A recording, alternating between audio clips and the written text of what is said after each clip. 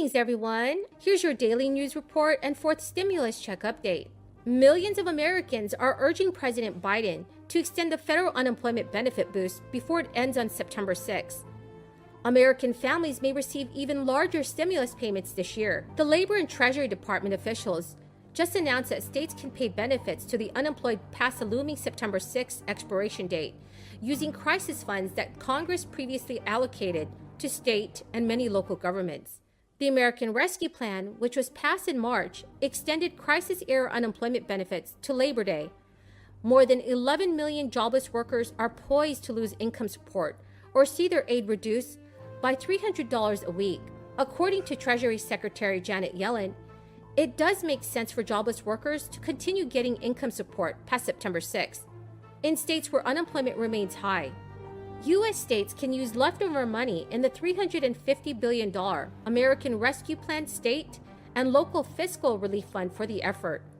They do not have to meet specific economic conditions to offer the assistance. Broadly, the U.S. economy is slightly improving. The national unemployment rate fell to 5.4% in July from 5.9%, and payrolls increased by $943,000.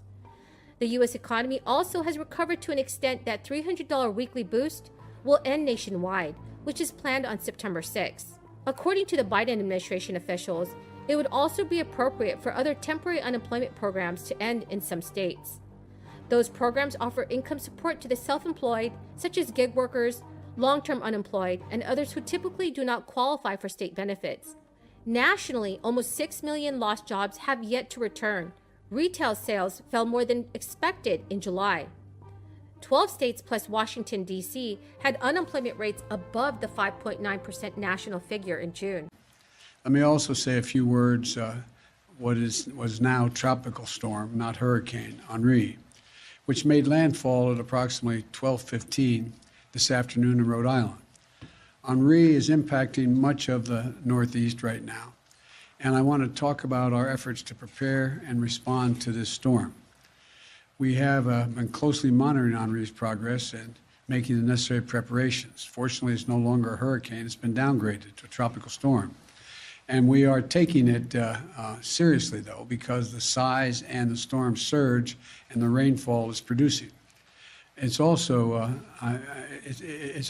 impacting an area of the country that has already experienced heavy rainfall over the past several days.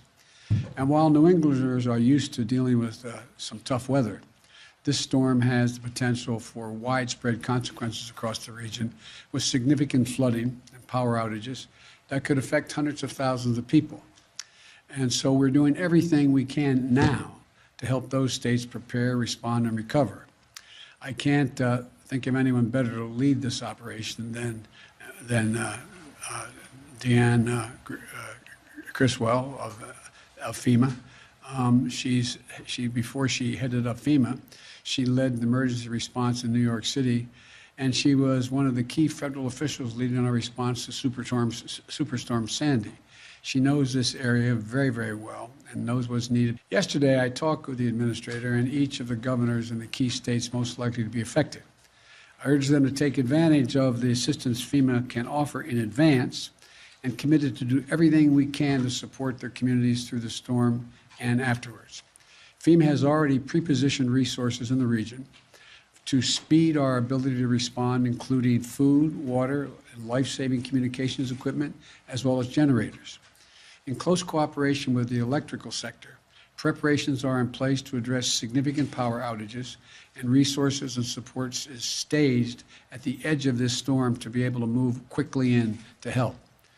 Thousands of additional line crews and vegetation clearing crews from other states and from Canada are already heading toward the impacted states in New England, ready to serve and move in as soon as is feasible. They'll clean up fallen trees, help local utilities repair damaged lines, and restore electrical service as fast as possible. I want to thank these crews for their commitment to helping their fellow citizens. And I've already approved emergency declarations for Rhode Island, Connecticut, and New York, which activates funds and means we can get in there and help as soon as this extreme weather has moved through. We don't know the full extent of the storm's impact today, but we're acting to prepare for and prevent damage as much as possible, and to speed help to affected communities so they can recover as quickly as possible.